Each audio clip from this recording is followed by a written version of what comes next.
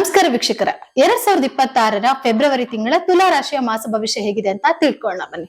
Madam, ಈ ಒಂದು 2026 ಶಿವರಾತ್ರಿಯ ದಿನದಂದು ಈ ಒಂದು ತುಲಾ ರಾಶಿಯ ಮಾಸ ಭವಿಷ್ಯ ಹೇಗಿದೆ ಅಂತ ತಿಳಿಸ್ಕೊಳ್ಳಿ. ರಿಲ್ಯಾಕ್ಸ್ ಸ್ಟುಡಿಯೋ ವೀಕ್ಷಕರಿಗೆ ನನ್ನ ನಮಸ್ಕಾರಗಳು. ಬನ್ನಿ, ತುಲಾ ರಾಶಿಯವರಿಗೆ ಶಿವರಾತ್ರಿ ಹಬ್ಬದ ಶುಭಾಶಯಗಳನ್ನು ಹೇಳ್ತಾ ಅವರಿಗೆ ಈ ಒಂದು ಶಿವರಾತ್ರಿ ಶಿವನ ಒಂದು ಆಶೀರ್ವಾದ ರಾಶಿಗೆ ಸಿಗುತ್ತಾ ಅಂತ ನೋಡೋಣ. ನೋಡಿ, ತುಲಾ ರಾಶಿಯವರಿಗೆ ನಾನು ಯಾವಾಗ್ಲೂ ಹೇಳ್ತಾ ಇರ್ತೀನಿ, ಹೆಂಗೆ ಅಂತಂದ್ರೆ ತಕ್ಕಡಿಯನ್ನು ಹಿಡಿದಂತ ವ್ಯಕ್ತಿ ಅಂತ ಹೇಳ್ತಿರ್ತೀನಿ. ಯಾಕಂದ್ರೆ ಸಮತೋಲವನ್ನ ಕಾಯ್ದುಕೊಳ್ಳುವಂತಹ ಯಾರು ವ್ಯಕ್ತಿ ಇದ್ರೆ ಅದು ತುಲಾ ರಾಶಿಯವರು. ಯಾಕೆಂದ್ರೆ ಅದರಲ್ಲಿ ತಕ್ಕಡಿ ಎಂದನೇ ಒಂದು ಗ್ರಿಪ್. ಓಕೆ, ಹಾಗಾಗಿ ಈ ಒಂದು ತುಲಾ ರಾಶಿಯಲ್ಲಿ ಇರೋರೆ ಆಲ್ಮೋಸ್ಟ್ ನ್ಯಾಯಾಧೀಶರಾಗಿದ್ದಾರೆ. ಜಡ್ಜ್ ಅಂದ್ರೆ ಈಗ ನ್ಯಾಯಾಧೀಶ ಆಗಿರ್ಬೋದು, ಜಡ್ಜ್ ಆಗಿರ್ಬೋದು, ಅಕಸ್ಮಾತ್ ವಕೀಲರಾಗಿರ್ಬೋದು, ಏನು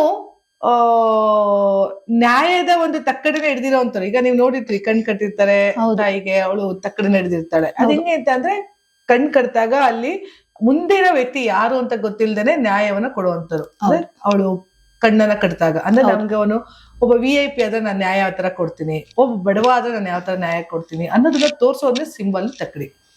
ಆ ತರ ತಕ್ಕಡಿನ ಹೊಂದಿರುವಂತಹ ಒಂದು ತುಲಾ ರಾಶಿಯವರಿಗೆ ಇವತ್ತು ಅವ್ರು ಹೇಗೆ ಕ್ಯಾರೆಕ್ಟರ್ಸ್ ಇರುತ್ತೆ ಅಂದ್ರೆ ಅವ್ರಿಗೆ ಅದೇ ಕ್ಯಾರೆಕ್ಟರ್ಸ್ ಇರುತ್ತೆ. ಅಂದ್ರೆ ಯಾವ್ದು ಸರಿ ಯಾವ್ದು ತಪ್ಪು ಅನ್ನೋದನ್ನ ಬ್ಯಾಲೆನ್ಸಿಂಗ್ ಮಾಡೋ ಕ್ಯಾರೆಕ್ಟರ್ಸ್ ತುಲಾ ರಾಶಿ. ಹಾಗಾಗಿ ತುಲಾ ರಾಶಿಯವ್ರಿಗೆ ತುಂಬಾ ಅನುಭವ ಬಂದಿರುತ್ತೆ. ನಾವೇನಾದ್ರು ಕೆಲವು ಅನುಭವಗಳನ್ನ ಕೇಳ್ಕೋಬೇಕು, ಅವರಿಂದ ತಿಳ್ಕೋಬೇಕು ಅಂದ್ರೆ ಅದು ತುಲಾ ರಾಶಿಯವರಿಂದನೇ ಕೇಳ್ಬೇಕು. ಯಾಕೆಂದ್ರೆ ಅವರಲ್ಲಿ ಅಷ್ಟು ಅನುಭವ ಬಂದಿರ್ತದೆ. ಅನುಭವ ಬಂದಂತಹ ಅಡ್ವೈಸಿಂಗ್ ಏನಾದ್ರು ನಮ್ ಕ್ಯಾರೆಕ್ಟರ್ಸ್ ಅವ್ರ ಕಡೆಯಿಂದ ಬೇಕು ಅಂದಾಗ ನಾವು ತುಲಾ ರಾಶಿಯ ವ್ಯಕ್ತಿಗಳನ್ನ ಭೇಟಿ ಮಾಡಿದಾಗ ಅವರಲ್ಲಿರುವ ಒಂದು ಅನುಭವಗಳನ್ನ ನಮ್ ಜೊತೆ ಶೇರ್ ಮಾಡ್ತಾ ಹೋಗ್ತಾರೆ. ಹಾಗಾಗಿ ತುಲಾ ರಾಶಿಯವರಿಗೆ ಶುಕ್ರ ಅಧಿಪತಿಯಾಗಿ ಇರೋದ್ರಿಂದ ಅವರಲ್ಲೂ ಕೂಡ ವೀನಸ್ ಸ್ವಂತ ಮನೆ ಅಂತ ಏನ್ ಕರಿತೀವಿ, ವಿಟಮಿನ್ ಎಂ ಯಾರಿಗೆಲ್ಲ ಬೇಕೋ ಆ ಒಂದು ಶುಕ್ರ ಪರ್ವ ಅವ್ರದ್ದು ಇರೋದ್ರಿಂದ ಅಲ್ಲಿ ಅವರು ಲೇಟ್ ಆಗಿ ಗ್ರೋತ್ ಆದ್ರು ಏಜ್ ಆಗ್ತಾ ಆಗ್ತಾ ಆಗ್ತಾ ಆಗ್ತಾ ಗ್ರೋತ್ ಆಗ್ತಾ ಬರ್ತಾರೆ. ಇದು ವೃಷಭ ರಾಶಿ ಮತ್ತೆ ತುಲಾ ರಾಶಿ ಅವ್ರದ್ದು ಹಾಗೆ ಆಕ್ಸೆಪ್ಟ್ಸ್. ಯಾಕೆ ಅಂತಂದ್ರೆ ಅದು ಅಧಿಪತಿ ಬಂದು ವೀನಸ್. ಹಾಗಾಗಿ ಶುಕ್ರ ಕೆಳವರ್ಗದಿಂದ ಹೋದ್ರು ಮೇಲ್ವರ್ಗದವರೆಗೂ ಬಿಡ್ತಾ ಹೋಗ್ತಾನೆ. ಇಲ್ಲಿ ಒಬ್ಬ ಮನುಷ್ಯ ತುಲಾ ರಾಶಿ ಅವ್ರದ್ದು ಒಂದೇನು ಅಂತ ಅಂದ್ರೆ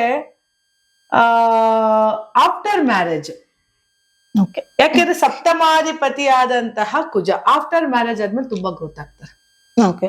ತುಲಾ ರಾಶಿ ನೋಡಿರ್ಬೋದು, ಯಾರೇ ತುಲಾ ರಾಶಿಯವರಾಗಿರ್ಬೋದು, ಮ್ಯಾರೇಜ್ ನಂತರ ಮತ್ತೆ 30 ವರ್ಷಗಳ ಕಳೆದ ನಂತರದಲ್ಲಿ ಲೈಫಲ್ಲಿ ತುಂಬಾ ಚೇಂಜಸ್ ಆಗ್ತಾ ಹೋಗ್ತಾರೆ ತುಲಾ ರಾಶಿಯವರು. ಅದೇ ತುಲಾ ರಾಶಿಯವರಿಗೆ ಇವಾಗ ಶುಕ್ರ 5ನೇ ಮನೆಗೆ ಎಲ್ಲಾ ಗ್ರಹಗಳು ಸೇರುತ್ತೆ ಫೆಬ್ರವರಿಗೆ. ಸೊ ಪಂಚಗ್ರಹಗಳಲ್ಲಿ ಕೂಟಗಳಲ್ಲಿ ಕೂರೋದ್ರಿಂದ, ಪೂರ್ವ ಪುಣ್ಯ ಸ್ಥಾನದಲ್ಲಿ 5 ಗ್ರಹಗಳು ಕುಳಿತುಕೊಳ್ಳೋದ್ರಿಂದ, ಜೊತೆಗೆ ರವಿ, ಕುಜ, ಬುಧ, ರಾಹು ಎಲ್ಲ ಕುಳಿತಿದಾರಲ್ವಾ.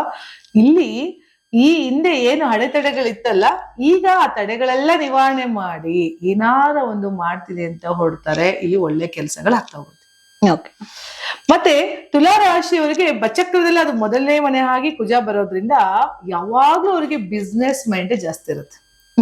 ಸಾಧಾರಣ ತುಲಾ ರಾಶಿಯವ್ರಿಗೆ ನೋಡಿರ್ಬೋದು, ಕಲಾ ಮಾಧ್ಯಮದಲ್ಲಿ ಜಾಸ್ತಿ ಇರ್ತಾರೆ, ಗ್ರಾಫಿಕ್ಸ್ ಜಾಸ್ತಿ ನಡೆಸ್ತಾ ಇರ್ತಾರೆ, ಅಥವಾ ಕ್ಯಾಮ್ರಾಮನ್ ಗಳಾಗಿರ್ತಾರೆ. ಯಾಕಂದ್ರೆ ಶುಕ್ರ ಅಧಿಪತಿ. ವೃಷಭ ಮತ್ತೆ ತುಲಾ ರಾಶಿಯವರೇ ಹೆಚ್ಚು ಇವತ್ತು ಇಂಡಸ್ಟ್ರಿಯಲ್ ಇದಾರೆ ಅಂತ ಹೇಳ್ಬೋದು. ಅದೇನಿವನ್ ಏನೇ ವರ್ಕ್ ಆಗಿರ್ಬೋದು. ಈಗ ಕಲಾವಿದರು ಅಂತ ತಗೊಂಡಾಗ ಅದು ಎಲ್ಲಾ ತರದಲ್ಲೂ ಬರ್ತಾರೆ. ಹೌದು, ಒಂದ್ ಬಣ್ಣ ಹಚ್ಚೋ ಮೇಕಪ್ ಇಂದ ಹಿಡಿದು, ಆರ್ಟಿಸ್ಟ್ ಇಂದ ಹಿಡಿದು, ಡಿಸೈನಿಂಗ್ ಮಾಡೋರಿಂದ ಹಿಡಿದು, ಪ್ರತಿಯೊಂದು ಗ್ರಾಫಿಕ್ಸ್ ಅಂತ ಬಂದಾಗೆಲ್ಲ ಶುಕ್ರನ ಕಲಾ ಮಾಧ್ಯಮದಲ್ಲಿ ಬರೋದ್ರಿಂದ ಇವರಿಗೆ ಅದರ ಬಗ್ಗೆ ಹೆಚ್ಚು ಕಾನ್ಸೆಪ್ಟ್ಸ್ ಇದ್ದೇ ಇರುತ್ತೆ, ವೃಷಭದವರಿಗೆ ಮತ್ತೆ ತುಲಾದವರಿಗೆ.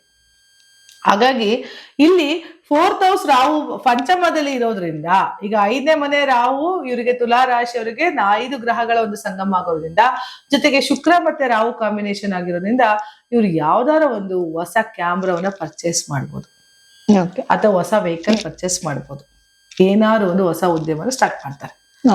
ಓಕೆ, ಇದ್ರ ಜೊತೆಗೆ ಈಗ ಆಲ್ರೆಡಿ ಅವರಿಗೆ ಶನಿ 6ನೇ ಮನೇಲಿ ಇರೋದ್ರಿಂದ ಇಲ್ಲಿ ಯಾರೆಲ್ಲ ಇವ್ರಿಗೆ ಹಿಂದೆ ಶತ್ರುಗಳಿದ್ರು, ಹಿಂದೆ ಇವ್ರ ಬಗ್ಗೆ ಆಡ್ಕೊಳ್ತಿದ್ರು, ಅವ್ರ ಬಗ್ಗೆ ಎಲ್ಲ ಇವರು ಕರೆಕ್ಟಾಗಿ ಆನ್ಸರ್ ಕೊಡಕ್ಕೆ ಶುರು ಮಾಡ್ತಾರೆ.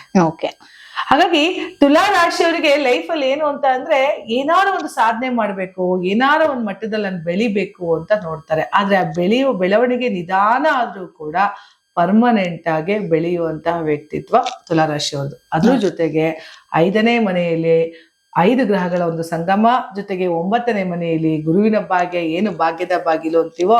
ಸೊ ಮೇ ಅವ್ರ ಜೂನ್ ನಂತರ 9ನೇ ಮನೆ ಇದ್ದವನು ನೆಕ್ಸ್ಟ್ ಮೇ ನಂತರ ಗುರು 10ನೇ ಮನೆಗೆ ಹೋಗ್ತಾನೆ. ಅಲ್ಲಿಗೆ ಉದ್ಯೋಗದಲ್ಲಿ ಇನ್ಯಾವ್ದಾರ ಹೊಸ ಅವಕಾಶಗಳು ಸಿಗುವಂಥದ್ದು ಅಥವಾ ಬೇರೆ ತರ ಚೇಂಜಸ್ ಗಳನ್ನ ಮಾಡ್ಕೊಳ್ಳುವಂಥದ್ದು ತುಲಾರಾಶಿಯವರಿಗೆ ತುಂಬಾ ಚೆನ್ನಾಗಿರೋದ್ರಿಂದ ಈ ಫೆಬ್ರವರಿಯಲ್ಲಿ ಒಂದು ಶಿವನ ಆಶೀರ್ವಾದ ಖಂಡಿತ ಇದೆ. ಅವ್ರಿಗೂ ಕೂಡ ಧಮಾಕ ಅಂತಾನೆ ಹೇಳ್ಬೋದು. ನೋಡಿದ್ರಲ್ಲ ವೀಕ್ಷಕರೇ, ಈ ಒಂದು ತುಲಾ ರಾಶಿಯ ಮಾಸ ಭವಿಷ್ಯ ಹೇಗಿತ್ತು ಅಂತ. ಹಾಗಿದ್ರೆ ಬನ್ನಿ ಮುಂದಿನ ರಾಶಿ ಬಗ್ಗೆ ತಿಳ್ಕೊಳ್ಳೋಣ.